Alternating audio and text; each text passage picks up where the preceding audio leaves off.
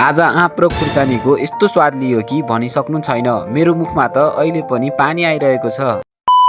So hey guys, बच्चामा मम्मीले भन्नुहुन्थ्यो कोया नपरेको आँप खायो भने रगत मासी पर्छ। तर म चाहिँ भने बाख्रा चराउन जाँदा चोरेर लुकी लुकी खाने गर्थे। तर साँच्ची भन्दा त्यो दिनहरूको मजा नै छुट्टै थियो। यदि तपाईहरुलाई पनि यस्तै बच्चा बेलाको रमाइलो कुरा याद छ भने कमेन्टमा भन्नु होला है। र उहाँ चाहिँ हुनुहुन्छ हाम्रो आँप ल्याइदिने दिदी, जसले चाहिँ कस्तो जिउै सिरिङ्ग हुने गरी खाइराख्नु भएको थियो। दिदीले खाएको देखेर मैले झन्डै थुक निलेको। त्यसैले थुक निल्नु भन्दा अगाडि नै मैले पनि एउटा टिपेर चाखिहाले। खाने बित्तिकै एकछिन त मेरो जिउमा काडै उम्रेर आइहाल्यो। र यो सादेको आँप बनाउने कारिगरलाई देखाउँदाखेरि ऊ त कुनातिर लुकेर पो खान थाले। किन लुकेको भनेर सोद्धाखेरि त भिडियोमा आयो भने म भाइरल हुन्छ पो भन्छे। हिरोको पाल लास्टमा आउँछ भनेको जस्तै खाउन्जेलसम्म केही भएन। तर खाइसकेपछि लास्टमा पिरोले त मेरो राल सिंगाना आँसु नै निस्किन पो सुरु भइहाल्यो। पिरो यति धेरै थियो कि मेरो त पिसाबै उम्किला जस्तो भइसकेको थियो। यस्तो गर्मीमा केही खाँदा पनि पिरो हटिरहेको थिएन। त्यही भएर लास्टमा मैले जेरी खानु पर्यो। के तपाईहरुको पनि पिरोले यस्तै मेरो जस्तै हालत भएको छ त? छ भने मेरो युट्युब च्यानल सब्स्क्राइब गर्न नबिर्सिनु होला।